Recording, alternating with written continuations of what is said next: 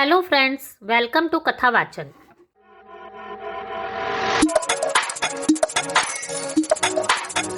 आज इस वीडियो में हम आपको एकादशी के उद्यापन की विधि बताएंगे। दोस्तों, एकादशी का व्रत तो आप सभी करते होंगे, लेकिन एकादशी का व्रत का उद्यापन विधिवत किस तरह से किया जाता है, ये हम आपको इस वीडियो में बताएंगे। वैसे तो एक साल में 24 एकादशी आती है, लेकिन हमारे हिंदी महीनों के अनुसार जिस साल अधिक मास आता है उस साल 2 एकादशी और जुड़ जाती है। इस तरह से हमारे एक साल में 26 एकादशी मानी जाती है। अगर आपने 24 एकादशी के व्रत कर लिए हों या 26 एकादशी के व्रत कर लिए हों तो वो व्यक्ति उद्यापन कर सकता है। जिसने अभी एकादशी के व्रत शुरू नहीं किए और आगे से शुरू करना चाहता हो, वह भी पहली ही एकादशी को उद्यापन कर सकता है और उसके बाद फिर वो 24 एकादशी के व्रत रख ले।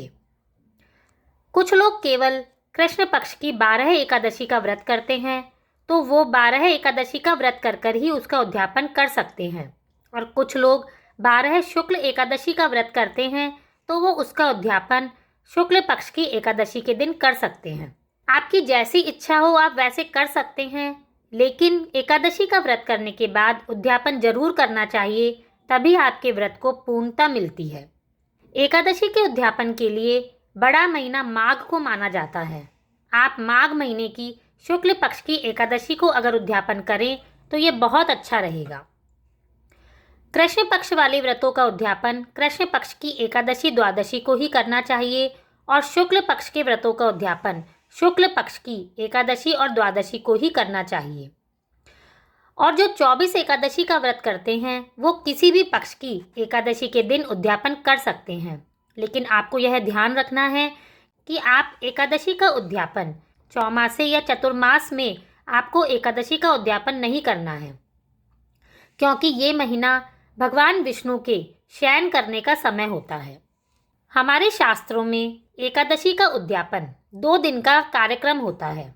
पहले दिन तो एकादशी के व्रत के साथ पूजा होती है और दूसरे दिन यानी द्वादशी के दिन हवन करके 24 या 12 ब्राह्मणों को दान देकर भोजन करवाया जाता है।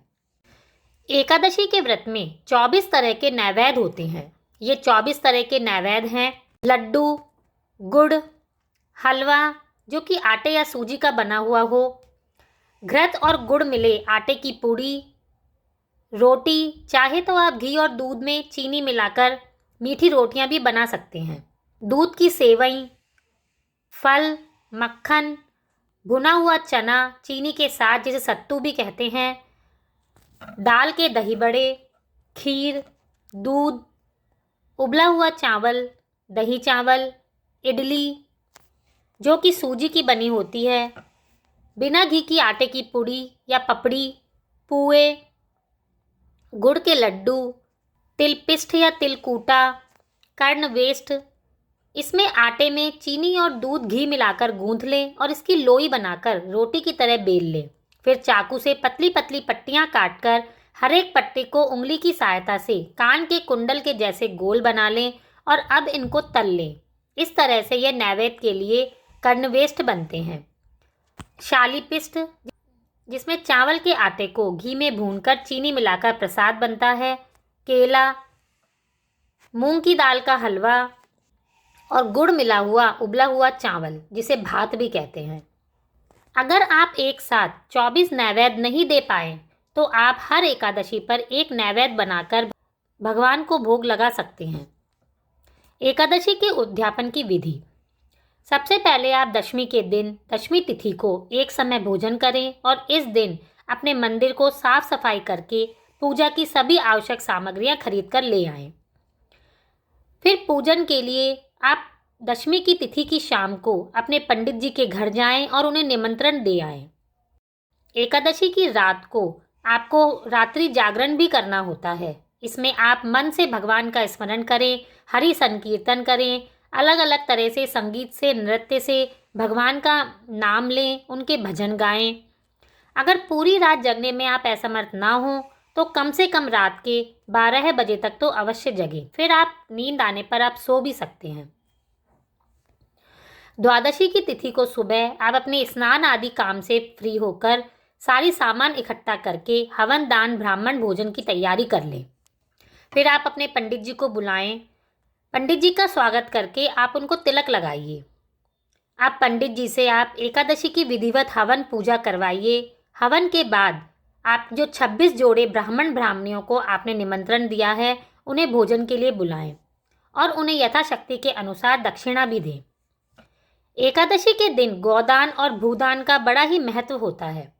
ऐसा कहा जाता है कि इस दिन जो व्यक्ति गोदान या भूदान करता है उसे गायों के बालों की संख्या के बराबर युगों तक उसका फल मिलता है और जो देने वाला है, जो दान करने वाला है, वह उतने ही समय तक विष्णु लोक में निवास भी करता है। जो लोग इस दिन एकादशी की कथा का श्रवण करते हैं वे भी निसंदेह स्वर्ग में जाते हैं। हम भगवान विष्णु से यह मंगल कामना करते हैं कि भगवान विष्णु हम सभी पर अपना आशीर्वाद बनाए रखें। भगवान के श्री चरण कमलों में हमारा प्रणाम। आप सभी को एकादशी की शुभकामनाएं। धन्यवाद।